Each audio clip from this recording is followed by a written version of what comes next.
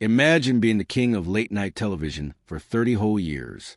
Picture yourself sitting behind that famous desk night after night, making millions of people laugh with just a raised eyebrow or perfectly timed joke. That was Johnny Carson's life, and he seemed to love every single minute of it. But what if I told you that sometimes, even the coolest guy on television wanted to get up and walk away from his own show?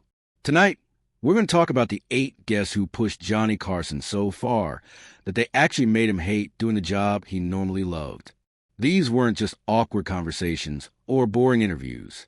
These were moments when Carson's famous smile became fake, when his legendary patience ran out, and when America's favorite late-night host secretly wished he was anywhere else but behind that desk. Carson was known for being able to handle anybody.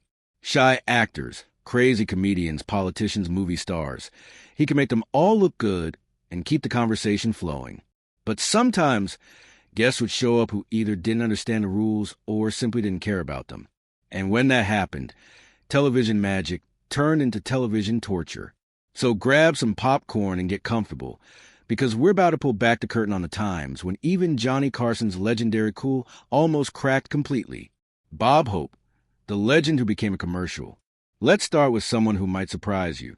Bob Hope was one of America's biggest comedy heroes. He entertained soldiers during wars, starred in movies, and had his own television specials that families watched together every Christmas. You'd think having Bob Hope on your show would be amazing, right? Well, by the 1980s, Johnny Carson dreaded every single time Hope walked onto his stage. Here's what happened. Bob Hope used to be spontaneous and funny, the kind of guest who could roll with any conversation and make people laugh naturally. But as he got older, he started treating Carson's show like it was just a big advertisement for whatever he was selling. Hope would show up with a stack of cards that had pre-written jokes and answers on them. It didn't matter what Carson asked him. Hope would just look down at his cards and read whatever was written there, even if it had nothing to do with the question. Imagine you're trying to have a real conversation with your friend, but instead of talking to you, they keep reading from a script. That's exactly how Carson felt. He valued real conversations and genuine moments, but Hope turned every appearance into a fake, mechanical performance. The worst part was that Hope's people would call The Tonight Show and basically demand when he would appear. They didn't ask nicely or work with the show's schedule like other guests did. They expected everyone to drop everything and make time for Bob Hope, whether it was convenient or not. Carson tried to be respectful because Hope was such a legend, but inside he was frustrated. He once said in an interview, he just has to show up with a golf club and a Reagan joke and he's on. He doesn't have to be funny, and I resent that. Those are pretty strong words from someone as diplomatic as Carson. Eventually, Carson did something almost unbelievable. He quietly banned Bob Hope from The Tonight Show. It was never announced publicly, but people inside NBC knew that Hope was no longer welcome. When Hope's people would call trying to book him, they were always told the show was fully booked for foreseeable future. When Carson retired in 1992, guess who wasn't invited to any of the farewell shows? That's right, Bob Hope. The comedy legend had been completely erased from Carson's final chapter, and that tells you everything you need to know about how much Hope's approach to television had bothered the normally patient host. Don Rickles, the comedy hurricane. If Bob Hope was too controlled, then Don Rickles was a complete opposite problem. Rickles, who was nicknamed Mr. Warmth as a joke because he was anything but warm, made his living by insulting people. His whole comedy act was based on making fun of audience members, other celebrities, and even the hosts of the shows he appeared on. When Rickles came on The Tonight Show, all bets were off. He would grab Carson's tie, steal his cigarettes, jump out his chair to talk to the audience, and sometimes even take over Carson's desk.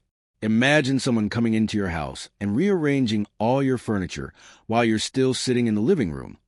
That's what it felt like when Rickles took over the show. Carson liked to be in control of his program. He had a certain way of doing things that made everything flow smoothly. But Rickles would blow in like a tornado and turn everything upside down. One cameraman who worked on the show said you could see Carson's jaw get tight even when he was laughing because he hated losing control of his own show. Now, here's the interesting thing about Rickles. Unlike some of the other difficult guests, he was genuinely funny and spontaneous, qualities that Carson normally loved. The problem was that Rickles' comedy required him to dominate every conversation, which left Carson playing second fiddle on his own show. Carson came up with a clever solution. Instead of banning Rickles completely, he would only book him on nights when there were other guests too. This way, Rickles had multiple people to pick on, and he couldn't completely take over the entire show. Carson's staff even had a rule. If Rickles was coming on, make sure there were at least 2 other guests that night to share the chaos. Despite the challenges, Carson and Rickles were actually friends in real life. Carson respected Rickles' talent and understood that his act required a certain amount of craziness. Rickles, for his part, knew when to pull back if he sensed Carson was getting genuinely uncomfortable. It was like a comedy dance between 2 masters, each one knowing exactly how far they could push the other. Madonna, the rule breaker. By 1987, Madonna had transformed from a pop singer into a cultural lightning rod. She was controversial, provocative, and determined to control her own image no matter what anyone else thought. When she appeared on The Tonight Show that July, viewers witnessed a collision between Carson's traditional, respectful approach and Madonna's boundary-pushing personality. From the moment Madonna sat down, she flipped the normal Tonight Show script upside down. Instead of politely answering Carson's questions, she challenged him. She made sexual jokes that left Carson visibly uncomfortable and redirected every conversation toward controversy and provocation. Watch that interview carefully, and you'll see Carson actually lean away from Madonna in his chair. His smile doesn't reach his eyes, and you can tell he's creating physical distance because he's so uncomfortable. These were classic signs of distress from someone who prided himself on never losing his cool. Most guests, even difficult ones, understood certain unwritten rules. The host asks questions, the guest gives entertaining answers, and they work together to create good television. Madonna rejected this formula entirely. She treated Carson less like a respected host and more like an old-fashioned establishment figure who needed to be challenged and shaken up. The gender dynamics made things even more complicated. Carson was used to being the one who could make flirtatious jokes with beautiful female celebrities. With Madonna, he suddenly found himself on the receiving end of that energy, and he clearly didn't know how to handle it. It was like watching someone who always leads on the dance floor suddenly being forced to follow. After the interview, Carson told the producer, "Let's not do that again." While he didn't officially ban Madonna, he made it clear he had no interest in repeating the experience. When Madonna's people later tried to book another appearance, they were politely told the schedule was full. The Madonna interview became a fascinating piece of television history, a moment when the old guard of entertainment met the new generation of stars who saw provocation as part of their art. Carson maintained his composure throughout, but anyone who knew him could see how much the encounter had disrupted his comfort zone. Truman Capote, the brilliant writer's Dark Knight. Truman Capote was one of America's greatest writers, the man who gave us Breakfast at Tiffany's and In Cold Blood. But by the time he appeared on The Tonight Show in the mid-1970s, he was battling serious problems with alcohol and drugs. His appearance with Carson became one of the most uncomfortable interviews in the show's history. Capote showed up clearly drunk. His speech was slurred, his movements were unsteady, and his thoughts jumped around so much that it was impossible to follow what he was trying to say. Carson, being professional he was, tried every technique he knew to salvage the conversation. He asked simple questions about Capote's work and upcoming projects, hoping to find some solid ground they could stand on. But nothing worked. Capote's answers were rambling and nonsensical. He laughed at inappropriate times and said things that made no sense at all. As the interview went on, he became hostile, making nasty comment about other writers and celebrities, including some of Carson's friends. At one point, he even insulted Carson himself, suggesting that the host wasn't smart enough to discuss serious literature.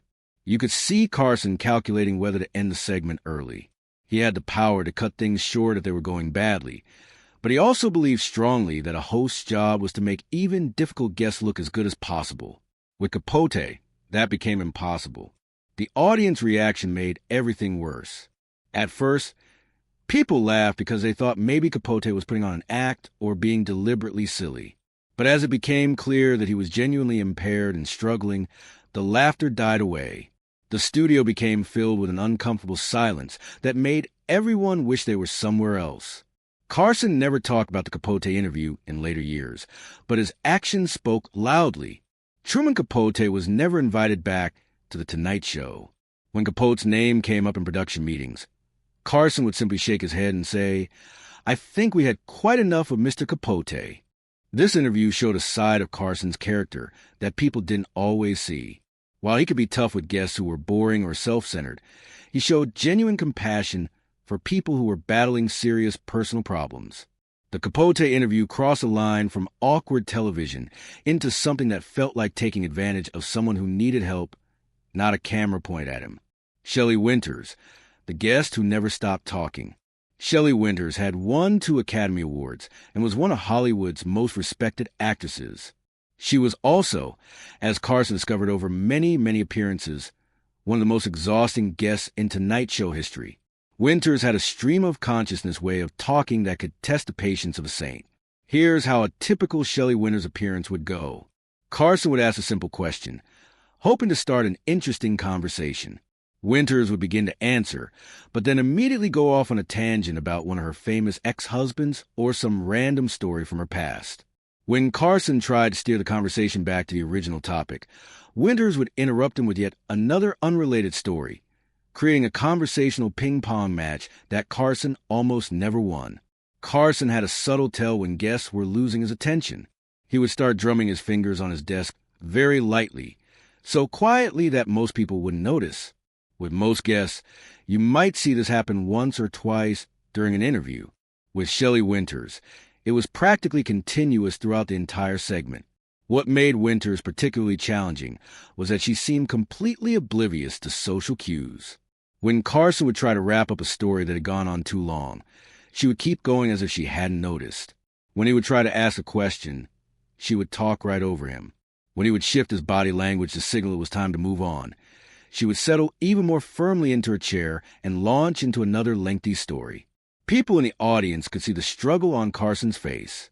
He was too professional to be openly rude, but there were moments when he looked like he was thinking about just getting up and walking away until she ran out of things to say. Behind the scenes, Carson's frustration with Winters was no secret. After particularly exhausting interviews, he would go back to his dressing room and ask the producers, why we keep booking her. The answer was that despite the chaos she created, Winters was an important Hollywood figure with real accomplishments. Banning her would have seemed disrespectful to a legitimate star. Instead, Carson developed what his staff called the Shelley Protocol. They would book her in shorter segments when time limits could naturally end her tangents. Sometimes they would put her in panel discussions with other guests, so her tendency to dominate could be spread around, and Carson gave himself permission to interrupt her more firmly than he would with other guests. Despite his private frustration, Carson maintained a professional relationship with Winters throughout his career. He recognized her talent and accomplishments, even when her conversational style drove him crazy. This showed Carson's approach to his job, putting the audience's experience and the guest's dignity first, even when it tested his own considerable patience. Dick Shawn, the comedian from another planet. Dick Shawn was a comedian who did things differently from everyone else. He was known for surreal, almost artistic performances that pushed the boundaries of what people considered funny. While this worked great in movies like The Producers, it created major problems on The Tonight Show. Shawn's comedy was more like performance art than traditional jokes. He would respond to Carson's straightforward questions with abstract speeches, sudden character changes, or long, uncomfortable silences. Sometimes he would break into weird physical routines, using the entire stage and occasionally wandering into the audience in ways that made Carson's producers very nervous. Carson valued entertainment that connected with regular viewers. He understood sophisticated humor and could appreciate clever, even absurd comedy when it was accessible to his audience. But Shawn's material often seemed designed to confuse people rather than entertain them. Instead of trying to make viewers laugh, he seemed more interested in making them uncomfortable or puzzled. You could see Carson's discomfort during these segments. While he kept his professional smile, people who knew his hosting style well could see the tension and the relief in his eyes when Shawn's appearances finally ended. After particularly weird segments, Carson would often make a quick joke to Ed McMahon, gently acknowledging the audience's confusion and trying to reset the show's energy back to normal. Carson would say things like, "Well, that's certainly one way to look at it, Dick," or "I think I need to lie down after that one." It was his way of signaling to the audience that, yes, what they had just witnessed was unusual, even by Tonight Show's standards. Behind the scenes, Carson was more direct about his frustration. He told his producers that Sean treated the show like his own private experiment rather than respecting the format and the audience's expectations. While Carson recognized Sean's talent and originality, he felt that The Tonight Show, which was broadcast to millions of mainstream viewers across America, wasn't the right place for comedy that was deliberately challenging and confusing. Despite these problems, Sean continued to appear on the show periodically. This showed Carson's respect for Sean's place in the comedy world and the show's commitment to featuring different types of performers. But these appearances were carefully managed. They were usually shorter than average, often positioned late in the show, and frequently followed by more conventional guests who could get the energy back to normal. Crispin Glover, the guest who almost got punched. On July 28, 1987, Tonight Show viewers witnessed one of the strangest and most uncomfortable interviews in television history. Crispin Glover, who was known for playing George McFly in Back to the Future, walked onto Carson's stage wearing platform shoes, a weird wig, and bizarre clothing. He seemed to be playing a character rather than appearing as himself, and what happened next was almost unbelievable. Instead of having a normal conversation, Glover fidgeted nervously, spoke in a strange voice, and answered Carson's questions with complete nonsense. When Carson asked about his upcoming movies, Glover pulled out old magazine clippings and started reading random passages out loud. Carson was visibly confused but tried to maintain his professional composure and keep some kind of conversation going. Then came the moment that changed everything. Glover suddenly announced, "I can kick," and stood up to demonstrate. He delivered a karate kick that came dangerously close to Carson's head. Carson's reaction was immediate and completely out of character. He physically pulled back, and his face showed genuine anger rather than the mild annoyance he usually displayed with difficult guests. "I think I have to go check on the chicken backstage," Carson said curtly, starting to rise from his chair as if he was about to walk off the set. He ultimately stayed, but the message was crystal clear. He was on the verge of ending the interview immediately, something he almost never did even with the most challenging guests. The audience matched Carson's discomfort. Nervous laughter gave way to awkward silence as it became obvious that Glover's behavior wasn't just eccentric. It felt potentially dangerous. Even Ed McMahon, who was usually ready with a supportive laugh, sat in unusual silence, watching everything unfold with visible concern. When the segment finally ended, Carson made no attempt to hide his relief. During the commercial break, staff members said Carson was visibly shaken and angry. He demanded to know how such a booking had been approved and made it clear that Glover was never to be invited back. Years later, people learned that Glover had been appearing in character as someone named Ruben Faure, a role he would play in a 1991 movie. But at the time, neither Carson nor the audience had any idea what was happening, creating one of the most genuinely uncomfortable moments in the show's history. What made the Glover incident different from other difficult guest experiences was that it contained an element of real anger rather than just frustration or discomfort. While Carson prided himself on handling any situation with grace and humor, Glover's kick that came close to his face crossed a line from weird behavior to potentially threatening behavior. The clip has since become legendary in talk show history, appearing in countless compilations of awkward television moments. But for Carson, it represented more than just awkwardness. It was a rare moment when his famous composure cracked to reveal genuine anger at a guest who had violated not just talk show etiquette, but basic rules of personal safety. Oliver Reed, the interview that disappeared. Our final story is about an interview so bad that Carson made sure most people would never see it again. Oliver Reed was a British actor known for playing intense, often scary characters in movies. His off-screen reputation was equally wild. He was famous for drinking heavily, getting into fights, and behaving outrageously wherever he went. When Reed appeared on The Tonight Show in the early 1970s, he arrived clearly drunk and belligerent. From the moment he walked on stage, something was obviously wrong. His walk was unsteady, his speech was slurred, and his attitude was combative. While Carson was used to guests who had had a few drinks before the show, this was the 1970s. After all, Reed's level of intoxication went way beyond anything acceptable. The interview quickly fell apart as Reed ignored Carson's questions and launched into rambling stories that made no sense. He occasionally made aggressive statements toward Carson, and at one point seemed to make what sounded like a veiled threat. Carson tried all his usual techniques for handling drunk guests, simplifying questions, speeding up the pace, even trying to turn the situation into a joke. But nothing worked. Reed wasn't just drunk. He was hostile and looking for a fight. You could see Carson's growing discomfort. His relaxed posture became rigid, his smile tightened, and his eyes kept darting off camera, probably looking for guidance about whether to end the interview early. The studio audience, normally reliable for supportive laughter, even during awkward moments, fell increasingly silent as Reed's behavior became more and more erratic. Carson managed to get through the segment without a complete breakdown, which showed his incredible professional skill even in the worst circumstances. But immediately after the show, he made a decision that was almost unprecedented in Tonight Show history. The Reed interview would not be included in the rebroadcast that aired in later time zones, and it would never be included in any Best of Carson compilations or clip shows. That one doesn't get a clip reel, Carson reportedly told his staff, a simple statement that showed how deeply uncomfortable he had been with what happened. In an era before YouTube and social media, this decision effectively erased the interview from public memory. Only the people who watched the live Eastern Time Zone broadcast ever saw Reed's behavior. This incident illustrated something important about Carson's philosophy as a host. He believed that genuine discomfort and hostility weren't entertainment.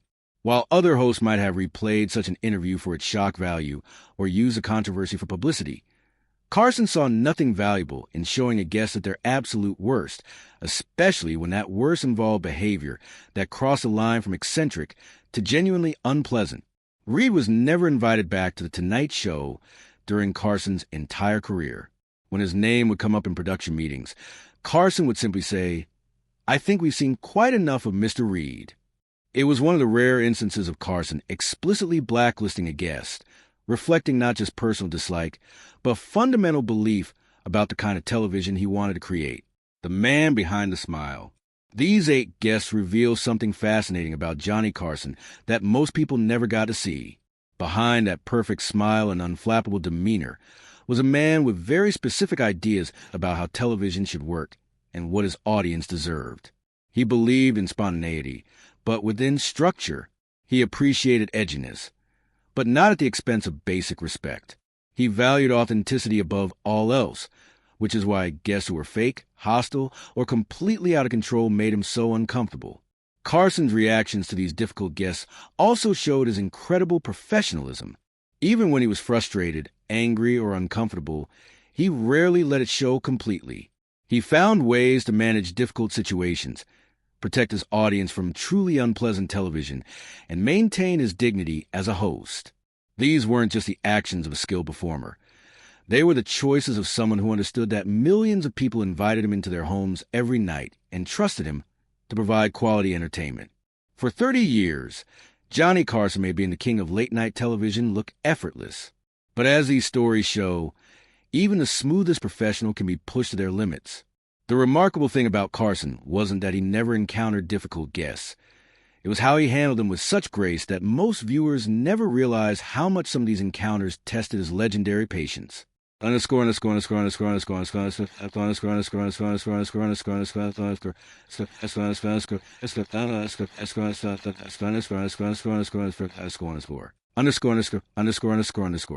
If you enjoyed learning about the times when even Johnny Carson's famous cool almost cracked, make sure to give this video a thumbs up and share it with friends who love classic television history. Subscribe to our channel and hit the notification bell so you never miss our deep dives into the fascinating stories behind your favorite shows and stars. And let us know in the comments which of these Carson encounters surprised you the most. We love hearing from you, and your comments help us decide what stories to tell next.